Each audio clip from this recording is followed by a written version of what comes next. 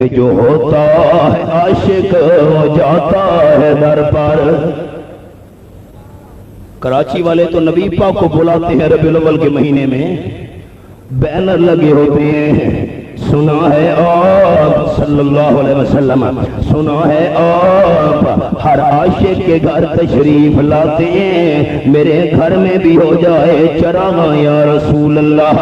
اور میرا عقیدہ، میری جماعت اور میرے اکابرین اور مشائخ کا عقیدہ کہ جو ہوتا ہے عاشق وہ جاتا ہے در پر، نبی کو وہ در در بلاتا نہیں ہے۔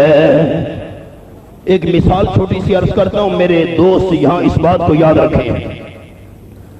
آپ صلی اللہ علیہ وسلم نے فرمایا صفیں تیار کرو، صحابہ کرام صفیں تیار۔ حضرت کیوں؟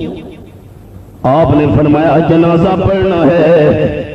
اللہ کے محبوب کس کا جنازہ پڑھنا ہے؟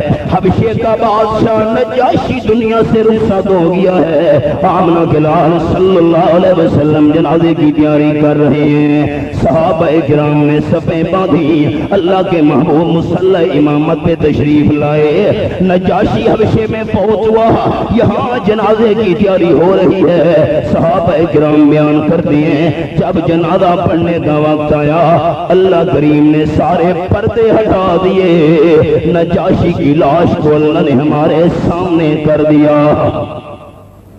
اب خیال جو اللہ، میرے دوستوں نے میرے جملے پر غور کرنا ہے، جو اللہ تھوڑی سی دیر میں، رات کے تھوڑے سے حصے میں اپنے محبوب کو معراج والا سفر کرا سکتا تھا، رات کے تھوڑے سے حصے میں جو اللہ بیت المقدس لے جا سکتا تھا، عجائبات کے نظارے اللہ کرا سکتا تھا، وہی اللہ حبشے میں لے جا کر آمنہ کے لال سے نجاشی کا جنازہ بھی پڑھوا سکتا تھا۔ ایک میرا سوال ہے، محبت سے دوستوں نے جواب دینا ہے، اللہ کر سکتا تھا یا نہیں کر سکتا تھا؟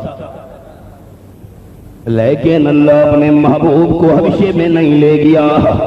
جو اللہ اتنی لمبی سیر کرانے پہ قادر تھا، حبشہ لے جا کر نجاشی کا جنازہ پڑھانے پر بھی قادر تھا، پر اللہ اپنے محبوب کو نہیں لے گیا۔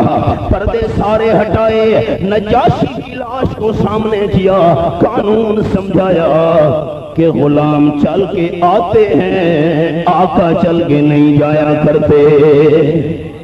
جو ہوتا ہے عاشق وہ جاتا ہے در پر، نبی کو وہ در در بلاتا نہیں ہے۔